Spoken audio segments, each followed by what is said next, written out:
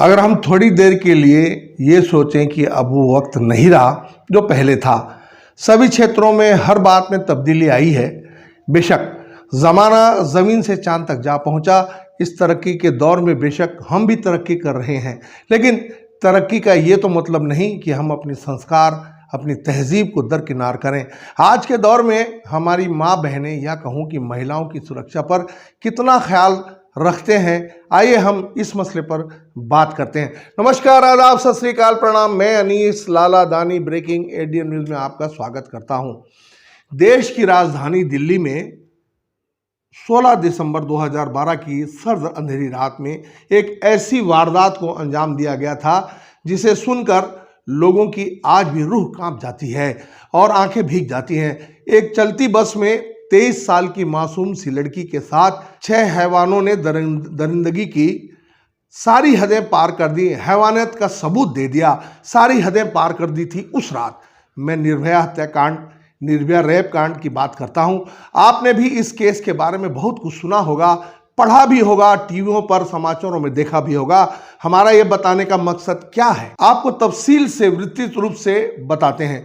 बस में हुए इस कांड ने सारी दुनिया के सामने बहुत सारी चीज़ों को उजागर किया। खासकर बस में सफ़र कर रही महिलाओं की सुरक्षा को लेकर के दिल्ली सरकार ने तो महिलाओं के लिए बस भी चला दी और साथ में महिलाओं के सफ़र को मुफ्त में कर दिया। दूसरा पहलू, महिला बस की सफ़र पर कितनी सुरक्षित है, महफूज है। मेरे मित्रों, मेरे अजीजों, 2012 में दिल्ली का ये कांड काफ़ी सबक दे गया। प्रबुद्धजनों, विशेषज्ञों ने काफ़ी गहन विचार किया, मंथन किया, रिसर्च किया और बस की सफ़र में महिला कितनी सुरक्षित है, महफूज है, इस पर गहन विचार हुआ। इस पर लगाम कैसे व किस तरह से लगाने चाहिए, जिस पर पहली राय व फैसला हुआ बस के शीशे और बस के पीछे की जो शीशे, उन पर फिल्म लगाने पर प्रतिबंध, बसों की खिड़कियों पर पर्दे लगाने पर प्रतिबंध, कमर्शियल व्हीकल के साथ प्राइवेट व्हीकल, कारों पर भी प्रतिबंध सख्ती से लागू कर दिया गया। हमारे समाचार के माध्यम से आपका ध्यान छत्तीसगढ़ और उड़ीसा की बसों की ओर दिलाना चाहता हूं। क्या हमें भी दिल्ली की तरह किसी निर्भया कांड का इंतजार है? खासकर NH-53 में दौड़ रही बसें, वो भी रायपुर से सरायपाली, सरसिया, रायगढ़ और ओडिशा आने जाने वाली बसों में पर्दे लगे हैं जो पूरी तरह से खिड़की को ढके हुए रहते हैं। नियमानुसार किसी वाहन की कांच से 70% पारदर्शिता होनी चाहिए। इस ओर से उस ओर दिखने के लिए 70%, कम से कम 70% कंपलसरी है।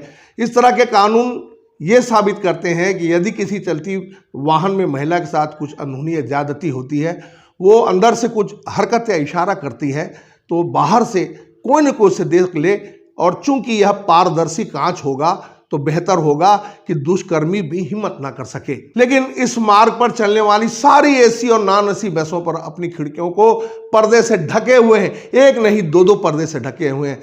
क्या इन पर नियम लागू नहीं होता? हमने देखा है कि कारों पर काली फिल्म की वजह से फाइन भरना पड़ता है, वो भी आपको ऑनलाइन, आपके घर में, अपने मोबाइल में ये फाइन तुरंत आ जाता है। ये नियम क्या सिर्फ 4 व्हीलर के लिए ही है? आरटीओ का नियम ये कहता है कि आपके वाहन के कांच में पारदर्शिता कम से कम 70% होनी चाहिए, कंपलसरी है। हमने कहीं पढ़ा है कि बस में यदि सीसीटीवी कैमरा लगा हो तो वो पर्दा लगा सकता है। अगर ये बात कानूनन सही है तो फिर कितनी मूर्खतापूर्ण नियम है ये। निर्भया कांड में यदि उक्त बस में सीसीटीवी कैमरा होता भी तो क्या वो दुष्कर्मी सीसीटीवी बंद नहीं कर सकते थे?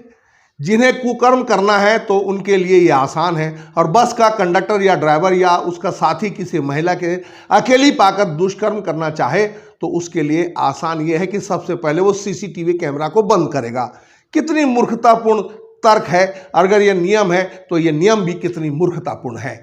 जिस तरह आप अपनी कार में काली फिल्म लगा नहीं सकते, पर्दे भी नहीं लगा सकते, तो फिर बसों में क्यों इन पर यह नियम लागू क्यों नहीं होता? किस तरह पुलिस कार को रोककर स्वयं काली फिल्म और पर्दे हटाती है, तो फिर बसों से पर्दे, काली फिल्म क्यों नहीं हटाते? क्या इसलिए कि बस मालिक रसूखदार होता है, पावरफुल इंसान होता है, आरटीओ उसके जेब में होता है? अगर यही बात है तो आप भी तैयार रहिए। क्या हम छत्तीसगढ़ वालों को किसी निर्भया कांड जैसे होने की प्रतीक्षा है? इंतजार है? इस घूप अंधेरी बस के अंदर किसी बड़े कारनामे की प्रतीक्षा है? क्या हम 16 दिसंबर 2012 के जैसे कांड की प्रतीक्षा कर रहे हैं? हम मानव जाति से हैं, हम मानव हैं।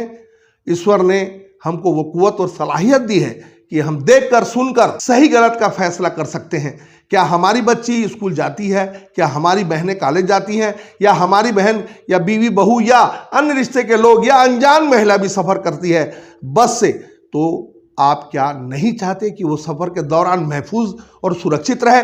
वो पर्दे वाली बस या काली कांच वाली बस से क्यों सफ़र करे? हमारा मकसद है माँ बहन बेटियों का बस सफ़र सुरक्षित हो, जिसके लिए बसों से अविलंब पर्दे व काली फिल्में हटानी चाहिए। हमने एक ज्वलंत मुद्दा आपके सामने रखा है। हमारा मकसद टीआरपी या व्यूअर्स या फॉलोअर्स बढ़ाना नहीं है, यह अति आवश्यक मुद्दा है और आपके सामने आप सबों से गुजारिश है कि हमें अपनी राय व सुझाव इस मुद्दे पर ज़रूर भेजें। कमेंट्स बॉक्स में आप ज़रूर भेजें, हम आपके शुक्रगुजार रहेंगे।